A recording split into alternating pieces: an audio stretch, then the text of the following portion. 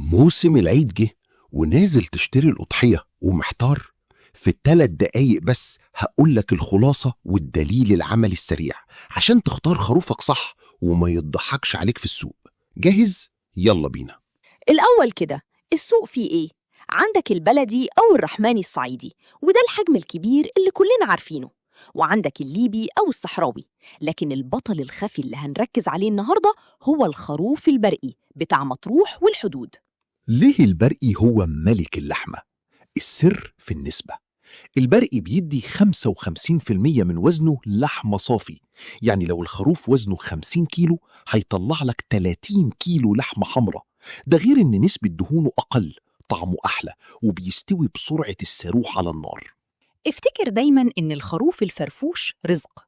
الصح تختار خروف بيتحرك مصحصح وعينه بتلمع.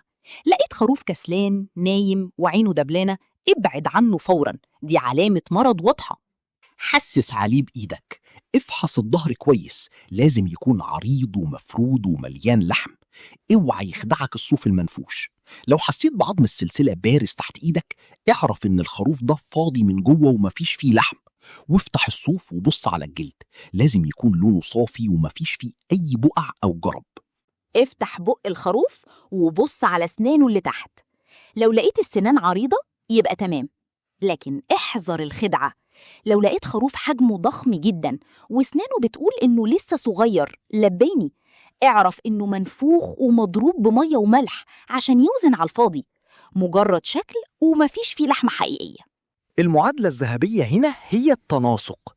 اللية لازم تكون صغيرة ومتناسقة مع حجم وعرض جسم الخروف.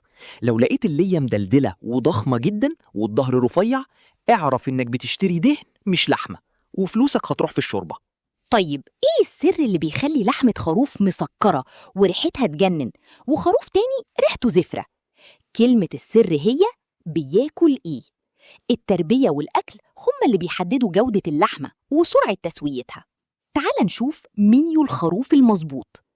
الخروف الصح بياكل برسيم لأساس الخضار، أعشاب طبيعية وحبة البركة عشان ترفع مناعته وتقضي على أي ريحة زفارة، وفول وصويا عشان يبني عضلات ولحمة حمراء. النتيجة لحمة طرية تدوب في البق. عشان كده احذر تماما الخروف اللي بيسرح في الشارع، ده بياكل من الزبالة ومفيش أي رعاية بيطرية ليه. النتيجة لحمة ريحتها زفرة مليانة أمراض وفلوسك بتترمي في الأرض. الأمان دايماً في المزرعة المتخصصة، إشراف هندسي من مهندس زراعي فاهم، أكل محسوب بالجرام لإنتاج اللحم مش الدهن، ورعاية طبية وتطعيمات 100%. وعشان ما تنسوش ديروا شتة الشراء السريعة، خدوا سكرين شوت. الظهر عريض ومفرود، العين بتلمع والنشاط فرفوش، السنان مناسبة للعمر والجسم، اللية صغيرة ومتناسقة، الصوف تحته جلد صافي. كل سنة وانتم طيبين وعيد سعيد عليكم وعلى حبايبكم.